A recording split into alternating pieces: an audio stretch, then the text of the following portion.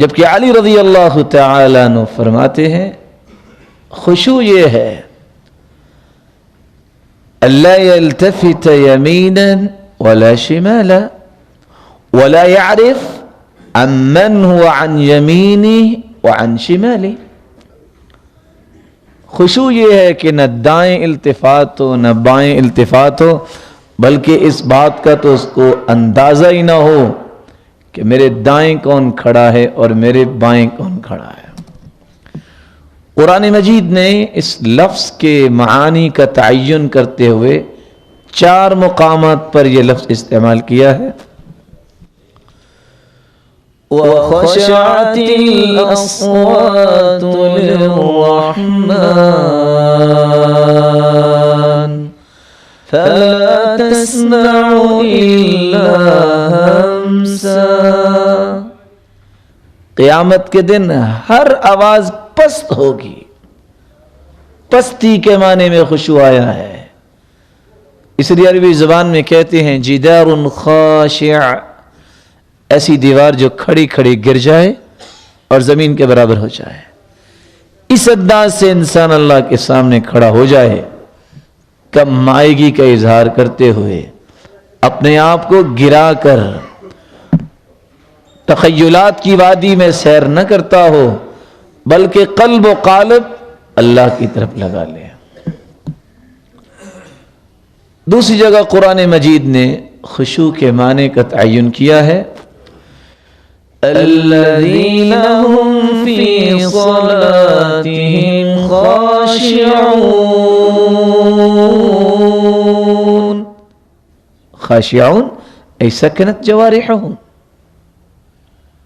وہ لوگ جو عبادت اس انداز سے کرتے ہیں کہ ان کے اعضاء سکون اختیار کرتے ہیں، طمأنینت ان کے اندر آ جاتی ہے. اور تیسرا معنی وَيَدْعُونَنَا رَغَبًا وَرَهَبًا وَكَانُوا لَنَا خَاشِعِينَ.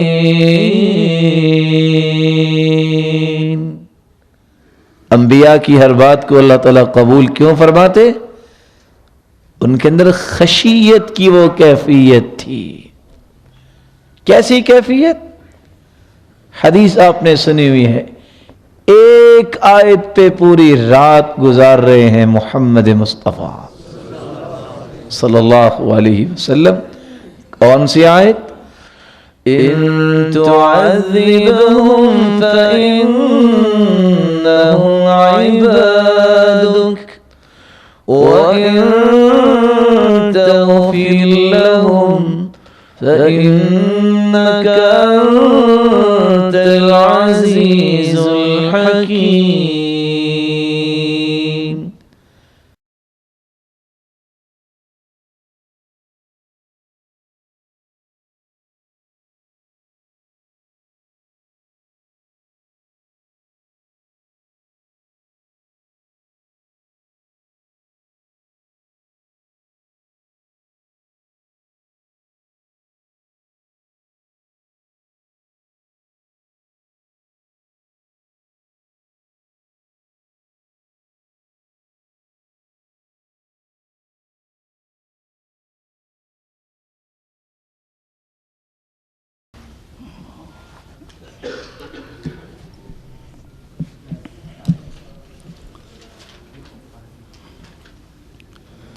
بسم الله الرحمن الرحيم.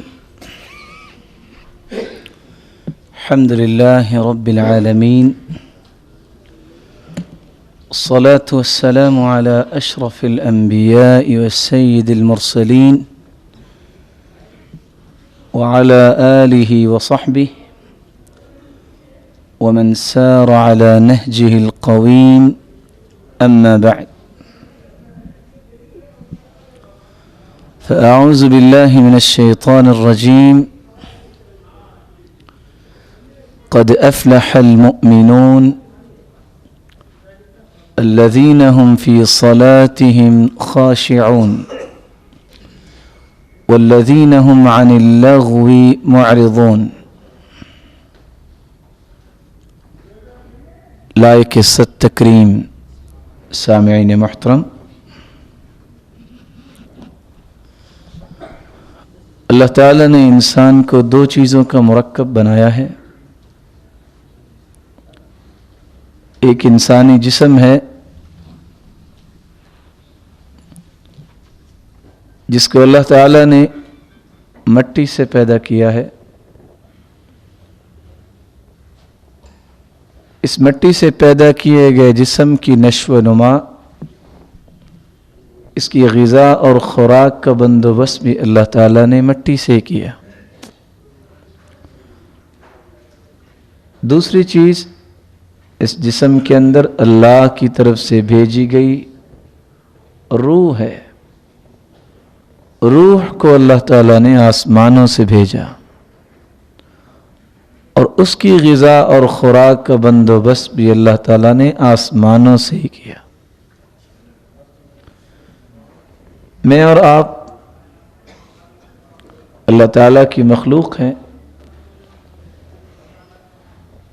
ہم اپنے متعلق اتنا نہیں جانتے جتنا ہمارا خالق و مالک ہم سب کے متعلق جانتا ہے۔ اگر وہی سب کچھ جانتا ہے تو اسی کے احکامات کی روشنی میں زندگی گزارنا یہ اصل کامیابی اور اصل کامرانی ہے۔ اللہ تعالی ہمیں بھی کامیاب لوگوں کی صف میں شامل فرمائے۔ قد افلح المؤمنون، کامیاب تو وہ لوگ ہیں جنہوں نے ایمان کو قبول کر لیا، اور ان کے ایمان کی نشانی کیا ہے؟ الذین هم فی صلاتهم خاشعون،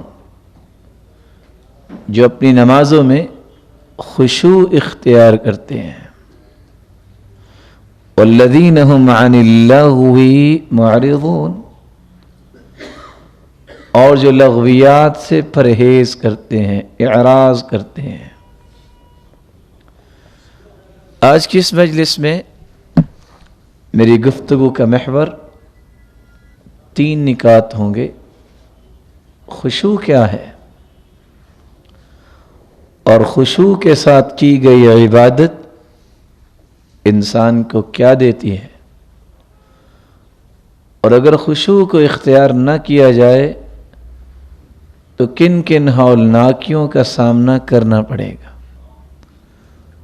اور آخر میں اس راستے کا تعین بھی کرنے کی ہم کوشش کریں گے جس راستے پہ چلتے ہوئے انسان خشوع اختیار کر سکتا ہے۔ خشوع یہ خشع یخشع سے ہے، جس کا مطلب ہے عاجزی اختیار کرنا۔ خشع ای سکن واطمئن،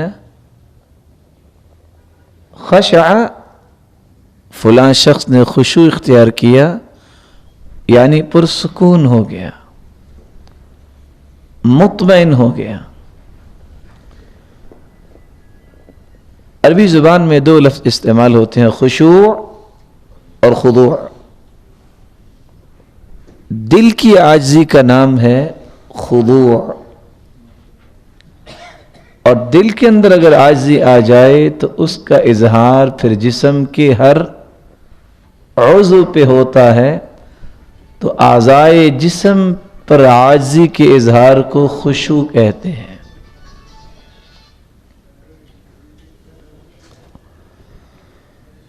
اس لیے عربی زبان میں کہا جاتا ہے لو خشع اذا خضع القلب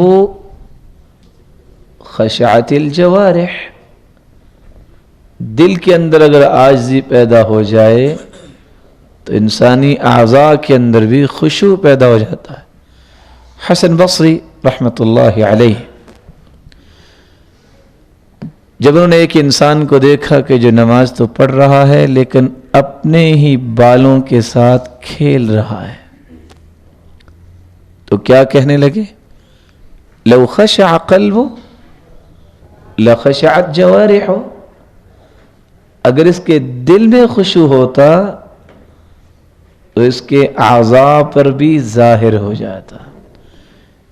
یہ جو بالوں کے ساتھ کھیل رہا ہے، اور آپ اس کو سوء اتفاق کہہ سکتے ہیں کہ مسلمان دنیا جہان کی ترتیبات سے واقفیت تو حاصل کر لیتا ہے، مینرز ایٹیکیٹ تو اس کو آ جاتے ہیں، لیکن اس بیچارے کو اس بات کا پتہ نہیں چلتا کہ کون سا کام نماز سے پہلے کرنا ہے اور کون سا کام نماز کے اندر کرنا ہے. کچھ بھول جاتے ہیں، ان کو خیال ہی بال درست کرنے کا اس وقت آتا ہے جب نماز شروع کرتے ہیں. کچھ بیچارے نماز شروع ہوگی اور ابھی ان کو خیال ہوتا ہے اف میرے تو لباس پہ سلوٹیں پڑی ہوئی ہیں، تو ان کو درست کرنے کا یہی شاید موقع ہے، پھر تو شاید نہ مل سکے. اور کچھ لوگوں کا یہ نظریہ ہوتا ہے کہ دنیا جہان کے تخیلات جو نماز سے پہلے تو نہیں آ رہے تھے، نماز میں کھڑے تو ہو جاتے ہیں لیکن اپنے ہی تخیلات کی وادی میں سیر کرنا شروع کر دیتے ہیں، اور حقیقتاً ان کو پتہ بھی نہیں چلتا. اگر سلام پھیرنے کے بعد ان سے گزارش کی جائے کہ امام محترم نے کون سی صورتیں تلاوت کی تو ان کو کچھ پتہ نہیں ہوتا. رسول اللہ صلی اللہ علیہ وآلہ وسلم نے اس کیفیت سے منع کیا ہے اور اس کیفیت کی نشاندہی کی ہے جس کیفیت کے ساتھ نماز پڑھنے سے انسان کی نماز اللہ کے ہاں قابل قبول ہو جائے. آپ یہ بات سن کے حیران تو ہوں گے، آج حالت تو یہ ہے. ایک وقت تھا جب اللہ کے رسول صلی اللہ علیہ وآلہ وسلم بلال سے فرمایا کرتے ارحنا یا بلال، ارحنا، اذان کہیے، نماز پڑھیں، کچھ سکون مل جائے. ارحنا یا بلال. اور آج اگر کسی امام محترم کو توفیق مل جائے وہ صبح کی نماز میں 60 سے 100 آیات تک کی تلاوت کی سنت کو زندہ کر دے، یا اللہ کی توفیق سے سجدہ اس کا لمبا ہو جائے، تو مقتدی بول تو نہیں سکتے لیکن زبان حال سے ضرور کہہ رہے ہوتے ہیں انقذنا یا امام، اے امام ہماری جان چھڑا دو، آج آپ کے پاس آئیں، کل کو اس مسجد میں نہیں آئیں گے. فرق دیکھیے. کان اذا حسبه امر صلی، جب سرتاج رسول کو کوئی پریشانی لاحق ہوتی نماز پڑھتے. کان اذا اتاه امر يسر به خر ساجدا للہ، جب آپ کو خوشی ملتی تب بھی آپ اللہ کے سامنے سجدہ ریز ہو جاتے. غمی کو کنٹرول کرنا اور خوشی کے وقت اللہ کا اور شکر ادا کرنا، اس کا ایک ہی طریقہ سرتاج رسول نے اختیار فرمایا کہ اللہ کے سامنے گر جانا، اللہ کے سامنے کھڑے ہو جانا. اور یہاں تو حالت یہ ہے، نماز پڑھانے والے نے نماز پڑھائی، پڑھنے والوں نے پڑھ لی،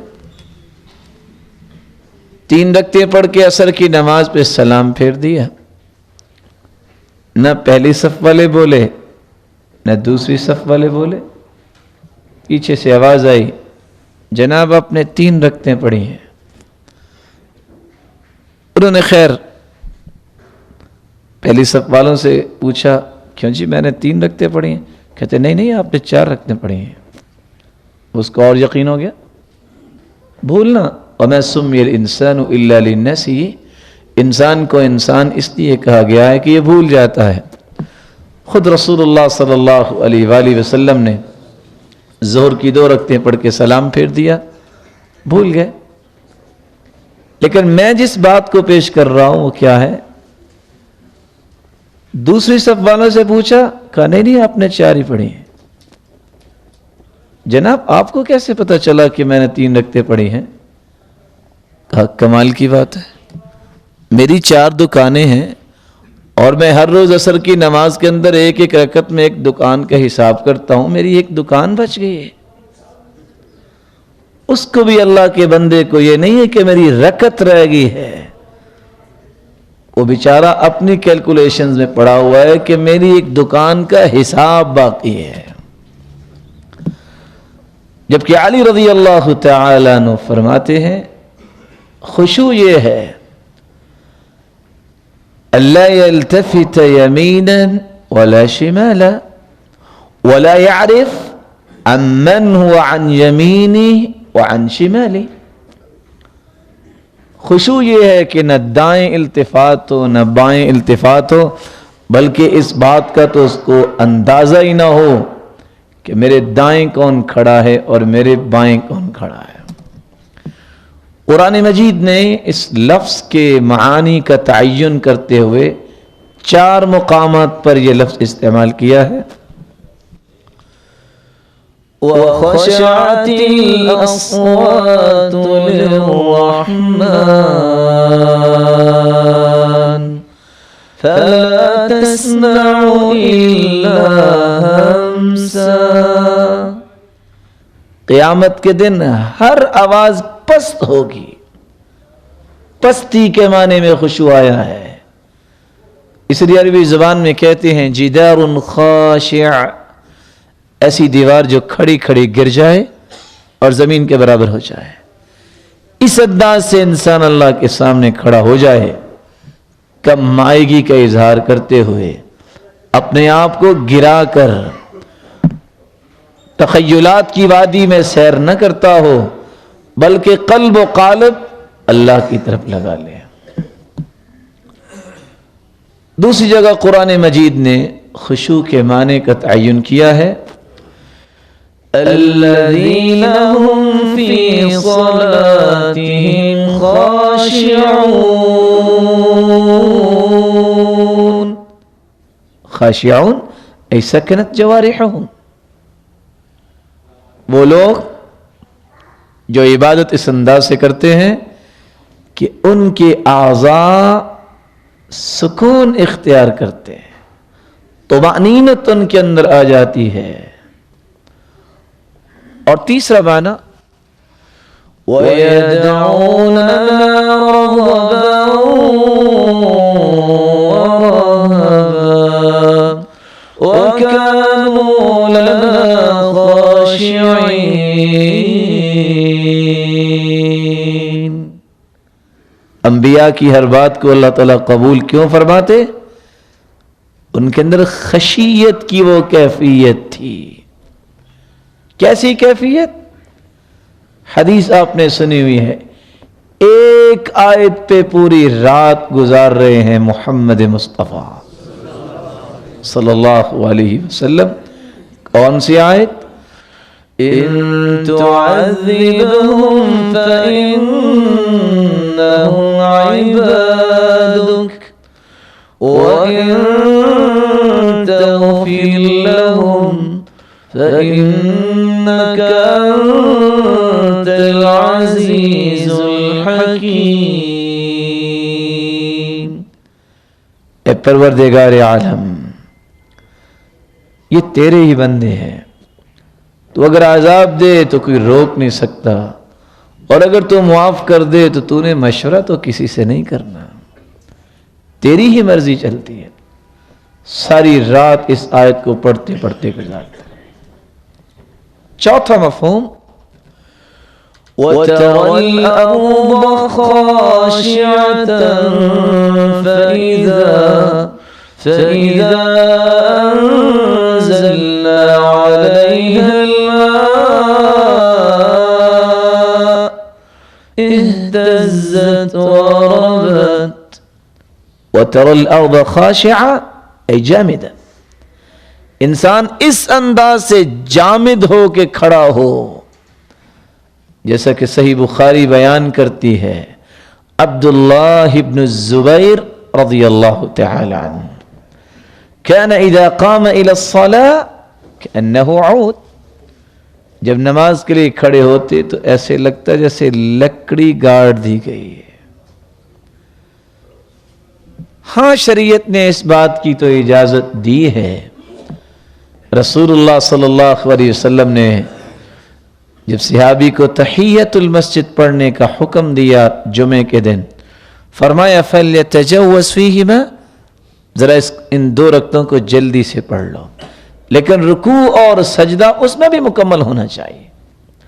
صبح کی رکعتوں کے بارے میں عائشہ صدیقہ رضی اللہ تعالی عنہ فرماتی ہیں کہ آپ اتنی ہلکی پڑھتے کہ ہمیں لگتا ہے شاید کہ فاتحہ بھی پڑھی ہے کہ نہیں پڑھی، سورۃ الفاتحہ بھی پڑھی ہے کہ نہیں پڑھی، لیکن عام معمول یہ ہو رکوع اور سجدے میں کوئی خلل نہیں ہونا چاہیے۔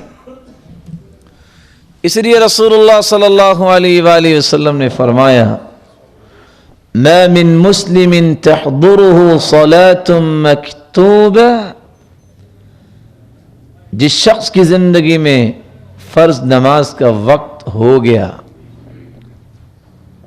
فیتوضأ، وضو کرتا ہے، فیحسن وضوءها وخشوعها وركوعها إلا كانت له كفارة لما قبلها،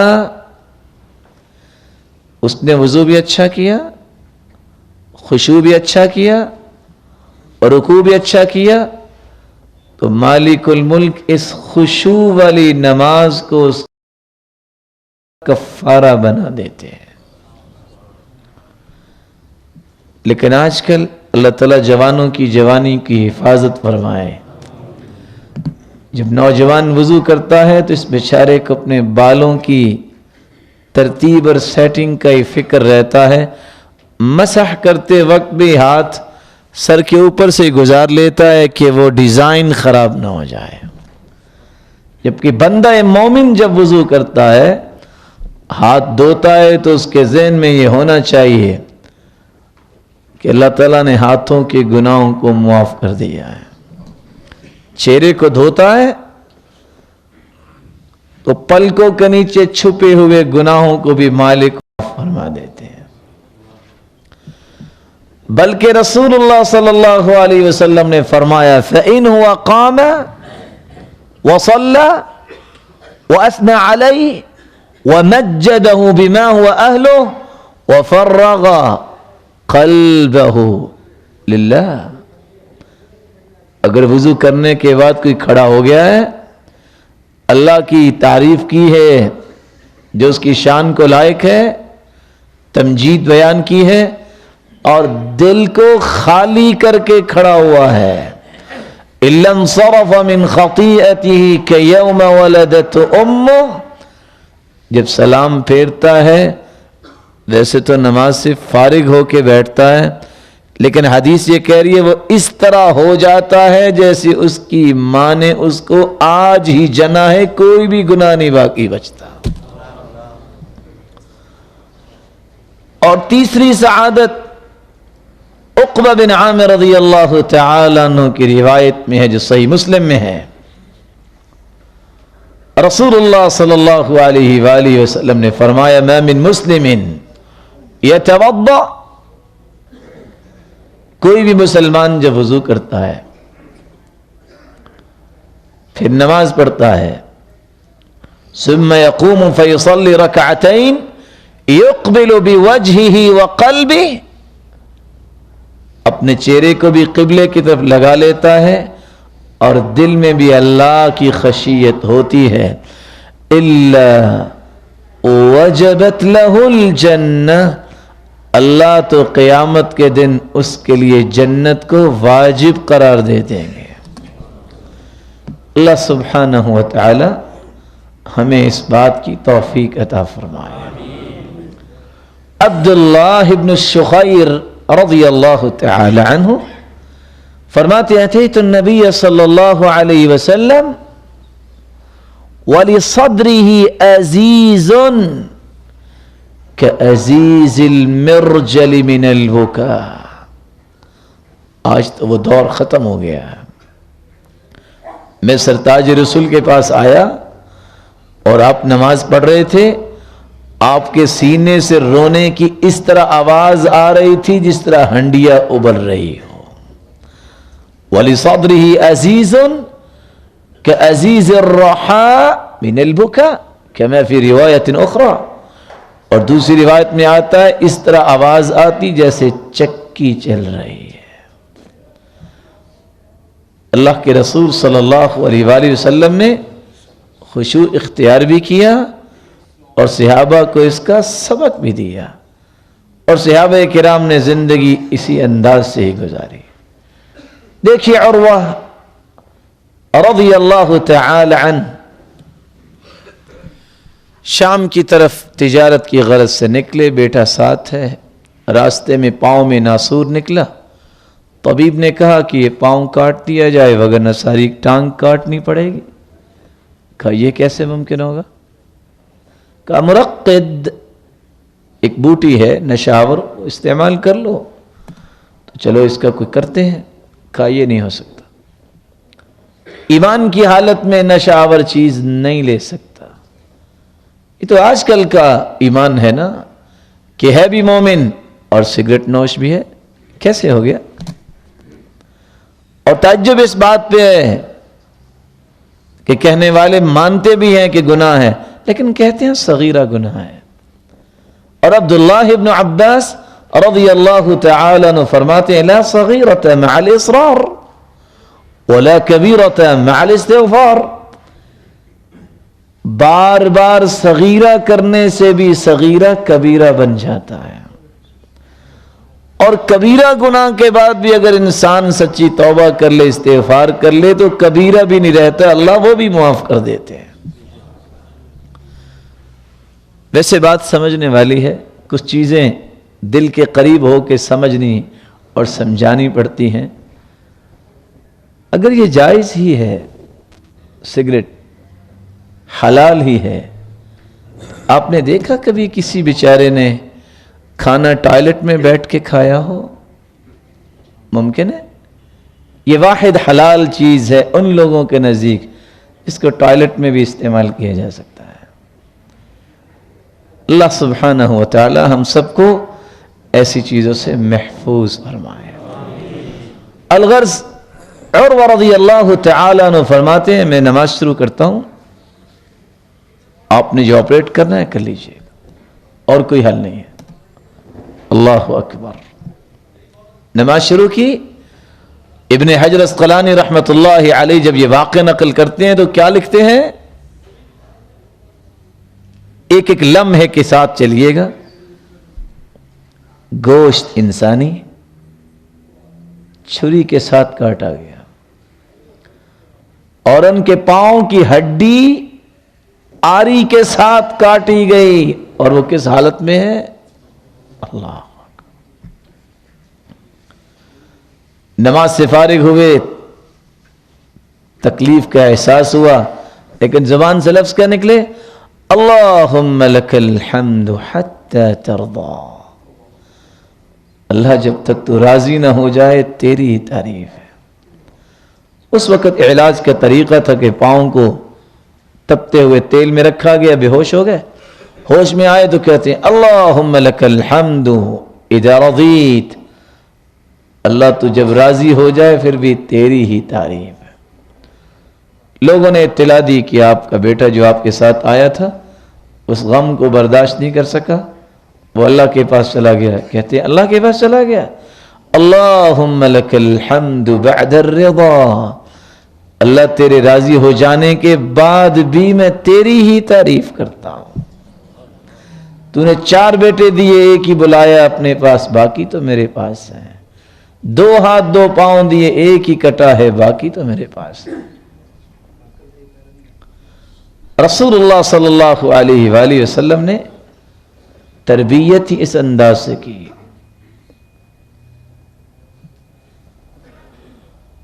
کہنے والے نے کہا جو آج کل بھی لوگ کہتے ہیں، کسی مصیبت زدہ کو دیکھ کے کہتے ہیں اس نے کچھ کیا ہی ہوگا تو مصیبت اس پہ آئی ہے. ان اللہ اذا احب عبدا ابتلاه. جب اللہ تعالیٰ کسی کو پسند فرماتے ہیں شرط یہ ہے کہ وہ استقامت والا انسان ہو، دیندار ہو، تو ایسے شخص کی آزمائش اللہ کی محبت کی نشانی ہوتی ہے. اور ایک انسان اگر نماز بھی نہیں پڑھتا تو اس کی آزمائش کا مطلب اس کے گناہوں کی وجہ ہوتی ہے. تو اس وقت پھر عروہ رضی اللہ تعالیٰ عنہ نے جب یہ بات سنی کہ لوگ میرے بارے میں کہہ رہے ہیں کہ اس نے کچھ کیا ہوگا، تو بول اٹھے لعمرك ما أهويت كفي بريبة ولا حملتني نحو فاحشة رجلي ولا قادني سمعي ولا بصري لها ولا دلني رأيي عليها ولا عقلي. تم سمجھتے ہو کہ کسی گناہ کی وجہ سے ہے؟ لعمرك ما أهويت كفي بريبة، اللہ کی قسم اس ہاتھ نے آج تک اللہ کی حرام کردہ چیز کی طرف آگے بڑھنے کی جرت ہی نہیں کی. وَلَا حَمَلَتْنِي نَحْوَ فَاحِشَةٍ رِجْلِي، اللہ کی قسم اس ٹانگ پہ چل کر میں نے کبھی فحاشی کی طرف ایک قدم نہیں اٹھایا. وَلَا قَادَنِي سَمْعِي وَلَا بَصَرِي لَهَا، نہ میری بصارت نے نہ میری سماعت نے مجھے مجبور کیا ہے کہ تم ناجائز چیز کو دیکھو. وَلَا دَلَّنِي رَأْيِي عَلَيْهَا وَلَا عَقْلِي، نہ میری رائے نہ میری عقل نے مجھے اس بات پر دلالت کی ہے کہ تم یہ اللہ کی نافرمانی کی طرف آؤ. اللہ نے یہ سارے پہلوؤں میں مجھے محفوظ ہی رکھا ہے. اللہ ایسا ایمان اور تقوی اور خشوع ہم سب کو نصیب فرمائے. اس لیے عبداللہ ابن المبارک رحمہ اللہ رحمت واسعہ، اور میں اپنے بھائیوں کو گزارش ہی کروں گا، نصیحت کروں گا کہ عبداللہ ابن المبارک رحمت اللہ علیہ کی سوانح حیات ضرور پڑھیں. یہ ایسا مربی انسان تھا، اس کے ایک ایک کلمے میں تربیت ٹپکتی نظر آتی ہے. وہ کہا کرتے تھے من ترک فضول النظر منح الخشوع، جو فضول نظر سے اپنے آپ کو بچا لیتا ہے، حرام نظروں سے اپنے آپ کو بچا لیتا ہے، اللہ تعالیٰ اس کی آنکھوں میں خشوع پیدا کر دیتے ہیں.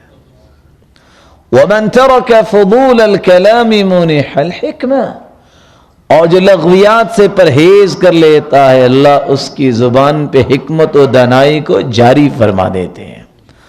وَمَن تَرَكَ فُضُولَ الطَّعَامِ مُنِحَ لَذَّةُ الْعِبَادَةِ، اور جو کھانے پینے میں احتیاط برتتا ہے، فضول کھانوں سے بچ جاتا ہے، اللہ اس کی عبادت میں لذت پیدا کر دیتے ہیں.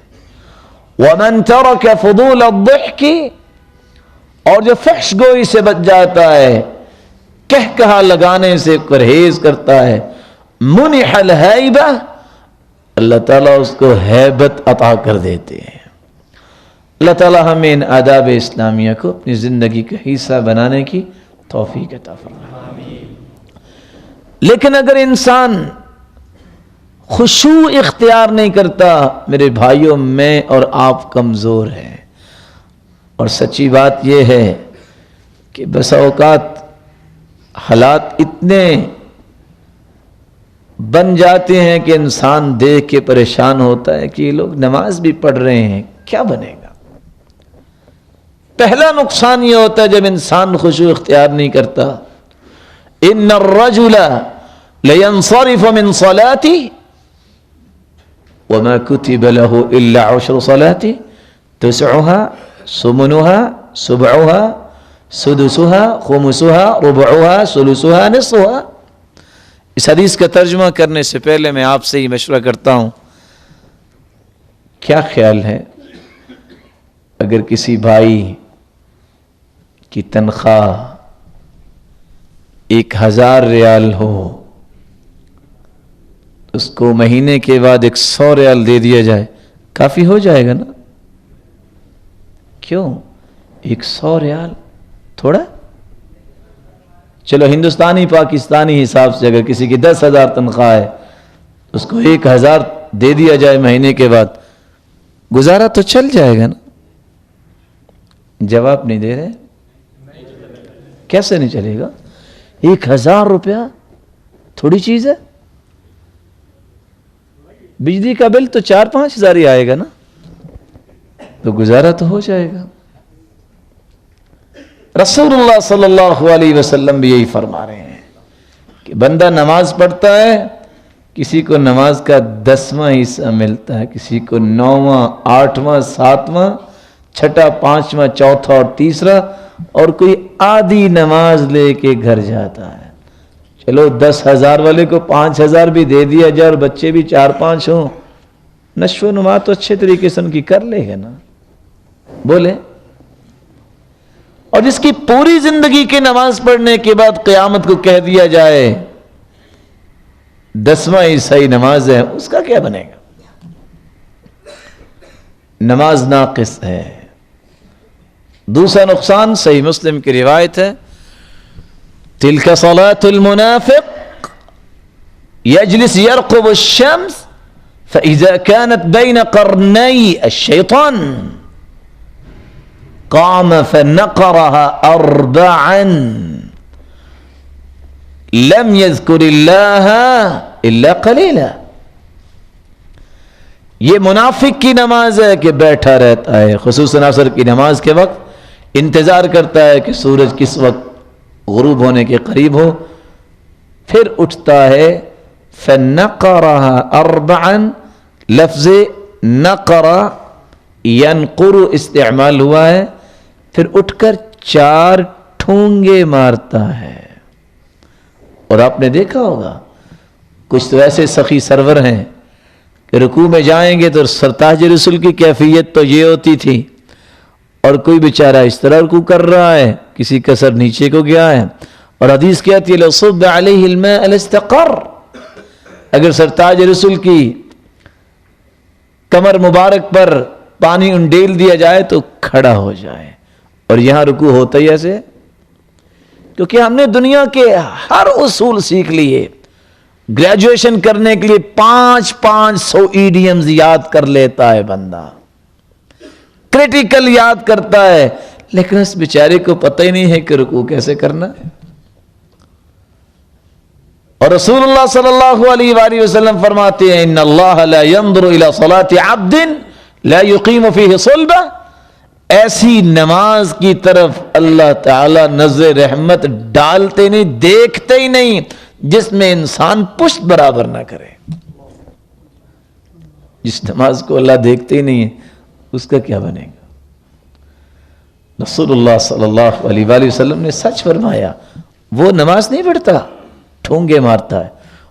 और कुछ लोग तो अल्लाह ताला हिदायत दे, अब लोगों को तो शायद देख के गुस्सा आता होगा, लेकिन मेरे ख्याल के मुताबिक गुस्सा नहीं आना चाहिए, तरस खाना चाहिए, और अपने ऊपर भी इंसान को सोचना चाहिए कि मैंने सच्चे दीन फैलाने के लिए कोशिश कितनी की है, ये निखरा दीन लोगों तक पहुंचाने के लिए मैंने कावश कौन सी पेश की है।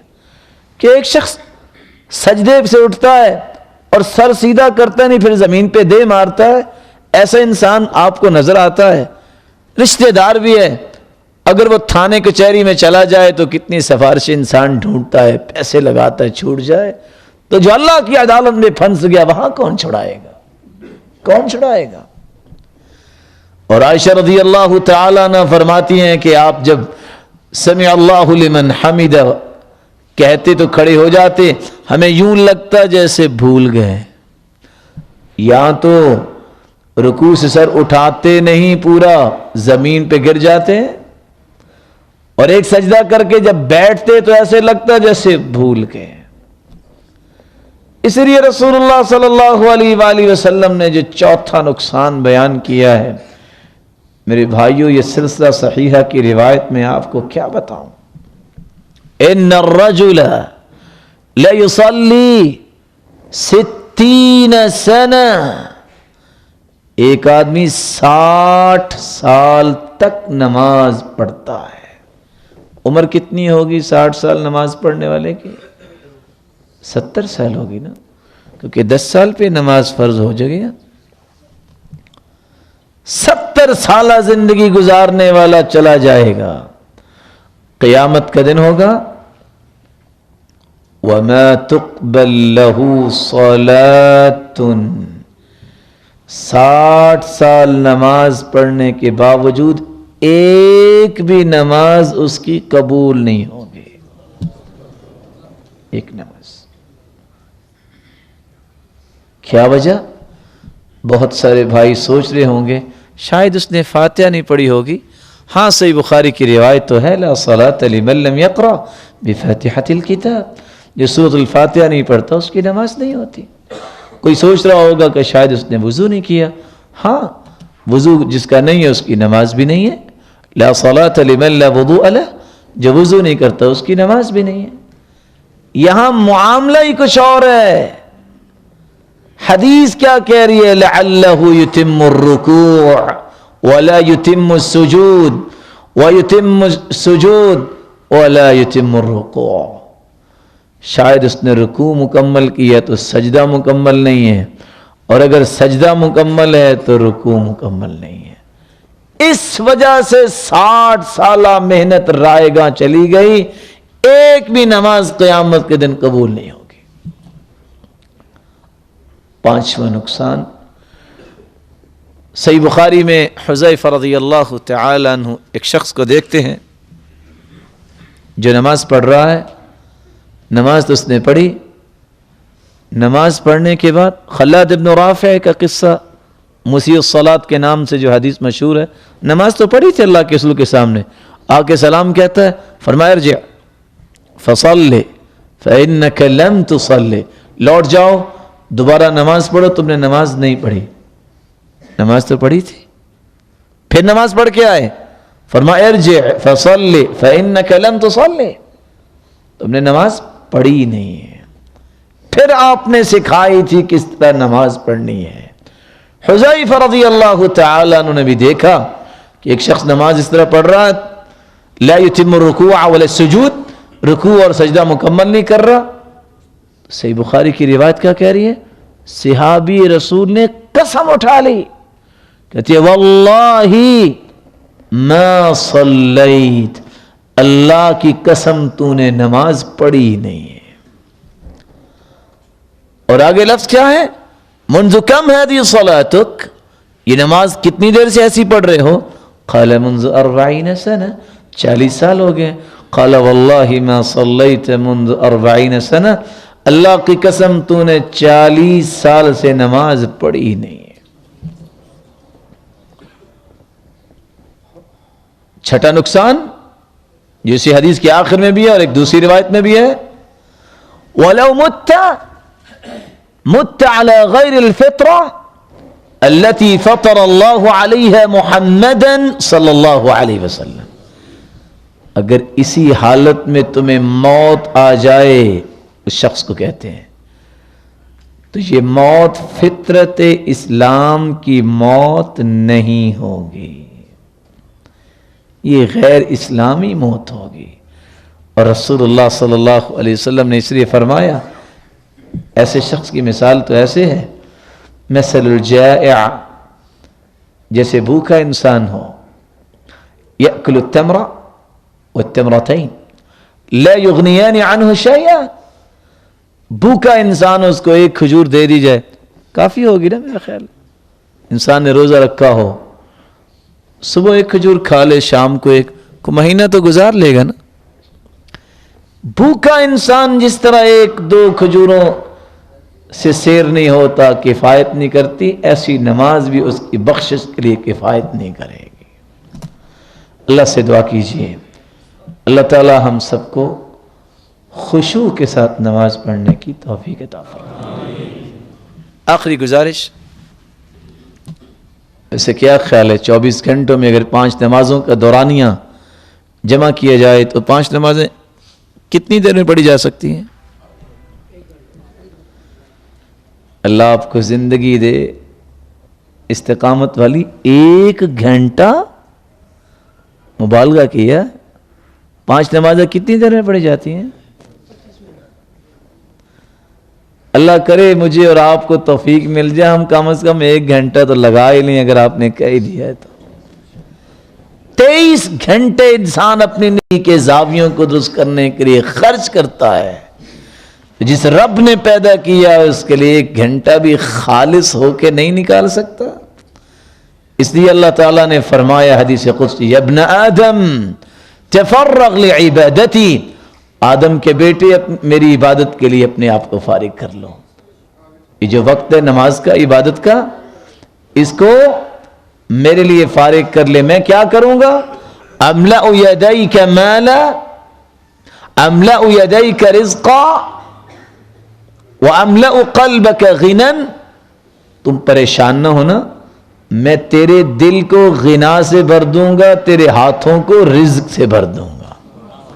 وَإِلَّا تَفْعَلْ، اگر تو نے یہ کام نہ کیا، املأ یدیک شغلا ولم اسد فقرک، تو پھر تیرے ہاتھوں میں کام ہی کام ہوں گے. صبح کو اور ڈیوٹی، شام کو اور ڈیوٹی، لیکن دل میں فقیری ڈیرے جما لے گی، تم روتے ہی نظر آؤ گے. کیا کریں جی، چینی بڑی مہنگی ہو گئی ہے. ارے اللہ کے بندے، چینی مہنگی ہو گئی ہے تو تمہارا خالق و مالک، تمہارا رب بھی، وہ کیا خیال ہے اس کے پاس بھی مال ختم ہو گیا، غریب ہو گیا؟ وہ کیسی بات ہے؟ یحسبون کل صیحۃ علیہم. قرآن مجید نے تو منافقوں کا یہ قصہ بیان کیا ہے کہ ہر چھوٹی بڑی بات کو اپنے اوپر مصیبت سمجھنا. بس جی اب تو سبزی بھی مہنگی ہوگی، تو پھر کیا ہوا؟ جس رب نے پیدا کیا ہے اس وقت تک تمہیں موت نہیں دے گا جب تک جو لکھوا کے آئے ہو وہ جب تک پورا کھا نہیں لوگے. لن تموت نفسا حتی تستکمل رزقہا. اللہ سبحانہ وتعالی ہمیں خشوع کے ساتھ اللہ کی بندگی کی توفیق عطا فرمائے. خشوع کیسے مل سکتا ہے؟ خشوع کے بڑے آسان طریقے ہیں. سب سے پہلا طریقہ، دل جو ہے اس میں خشوع ہوگا تو جسم پہ خشوع ہوگا. دل پتھر ہو چکے ہیں. اس کی نرمی کا طریقہ یہ ہے، ایک شخص نے آ کے شکایت کی کہ میرا دل بڑا سخت ہے. فرمائے اذا اردت تلین قلبک فاطعم المسکین وامسح رأس الیتیم. یتیم اور مسکین، مسکینوں کو کھانا کھلانا شروع کر دو، یتیموں کے سر پہ ہاتھ رکھو، تمہارا دل پتھر جیسا بھی ہے وہ اللہ تعالیٰ نرم کر دے. کثرت کلام سے پرہیز کر لو، اللہ تعالیٰ تمہارے دل کو نرم کر دیں گے. التضرع عند الاسحار، سحری کے وقت دعا کرنا. خلاء البطن، پیٹ کو خالی رکھنے کی عادت بناؤ، مناسب کھانا کھاؤ.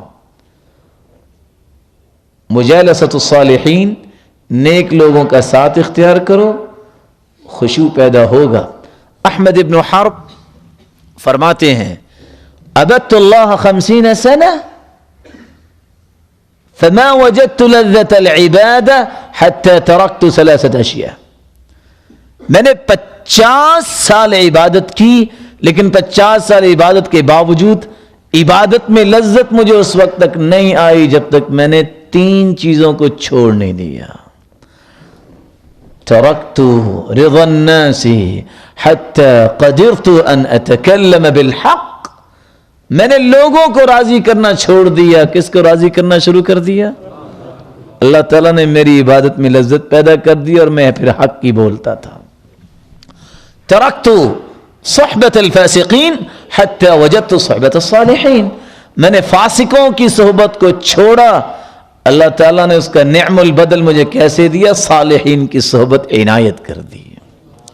ترکت لذت الدنیا ووجدت حلاوت الآخرہ. میں نے دنیا کی رنگینیوں کی لذت کو پائے حقارت سے ٹھوکر مار دی تو آخرت کے ایک ایک پہلو میں اللہ تعالیٰ نے میرے لیے لذت کا سامان بنا دیا. اللہ سبحانہ و تعالی ہم سب کو خشوع اختیار کرنے کی راہیں بھی اختیار کرنے کی توفیق عطا فرمائے. لقمان حکیم نے کہا تھا بیٹے خشوع چاہیے تو 6 چیزیں اختیار کر لینا. کون سی 6 چیزیں؟ اعمل لدنیاک بقدر بقائک فیہا. دنیا کے لیے اتنی محنت کرنا جتنا تم نے دنیا میں رہنا ہے. کسی کو پتا ہے کتنا رہنا ہے؟ وَاعْمَلْ لِلْآخِرَةِ بِقَدْرِ بَقَائِكَ فِيهَا. اور آخرت میں جتنی لذتیں چاہتے ہو اتنا عمل کر لینا. اور آگے فرمایا وَلَا تَعْصِهِ, اللہ کی نافرمانی نہ کرنا. وَاعْمَلِ الْمَعْصِيَةَ فِي مَكَانٍ حَيْثُ لَا يَرَاكَ اللَّهُ, تیرا اگر جی چاہے گناہ کرنے کو چلو کر لینا, لیکن کرنا اس جگہ جہاں اللہ نہ دیکھتا ہو. کوئی ہے جگہ؟ وَاعْمَلِ الْمَعْصِيَةَ فِي مَكَانٍ فِي أَرْضٍ غَيْرَ أَرْضِهِ, چلو اللہ کی زمین پہ گناہ نہ کرنا, کسی اور زمین پہ جا کے گناہ کر لینا. کر سکتا ہے بندہ؟ وَاعْمَلِ الْمَعْصِيَةَ بِقَدْرِ مَا تُطِيقُهُ مِنَ الْعَذَابِ, بیٹا گناہ اتنے کرنا جتنی سزا سہنے کی طاقت تیرے اندر ہے. ان باتوں کو سوچنے والا اللہ کے قریب ہوتا ہے. میری اللہ سے دعا ہے اللہ مجھے اور آپ کو لذت والی عبادت نصیب فرمائے, خشوع والی نماز نصیب فرمائے. صحیح بخاری کی شرح بتاتی ہے کہ اللہ کے رسول کے غلام نے نماز پڑھی, خوبصورت نماز, سلام پھیرا, فرمایا ادھر آؤ, جاؤ تم آج سے آزاد ہو. جو دنیا میں آزادی دلا سکتی ہے خوبصورت نماز, وہ قیامت کو جہنم سے بھی آزاد کروا دے گی. اللہ ہم سب کو معاف فرمائے, اور جتنے بیمار ہیں اللہ ان کی بیماریوں کو شفاؤں میں بدل دے. کسی مصیبت میں اللہ ان کی مصیبت کو خوشیاں بنائے, اور جو کسی تنگی میں اللہ تنگی کو آسانیاں بنائے, اور جو صاحب اولاد ہیں اللہ ان کی اولاد کو نیک بنائے, صدقہ جاریہ بنائے, اور جو بے اولاد ہیں ان کی جھولیوں کو بار رونق بنائے, صاحب مال ہیں ان کے مال میں برکت فرمائے, تقوی نصیب فرمائے, اور جو بے روزگار ہیں اللہ ان کو بھی تونگر بنائے, اور مقروض کی غیبی خزانوں سے مدد فرمائے. اللہ سبحانہ و تعالی ہمیں ایمان کی خوبصورت کیفیت میں زندہ رکھے, جب بلائے تو ایمان کی خوبصورت کیفیت میں بلائے, اور جس طرح آج ہم اللہ کے دین کے لیے جمع ہیں اللہ ہم سب کو اپنی جنت الفردوس میں جمع فرمائے. وما علیہ الا البلاغ.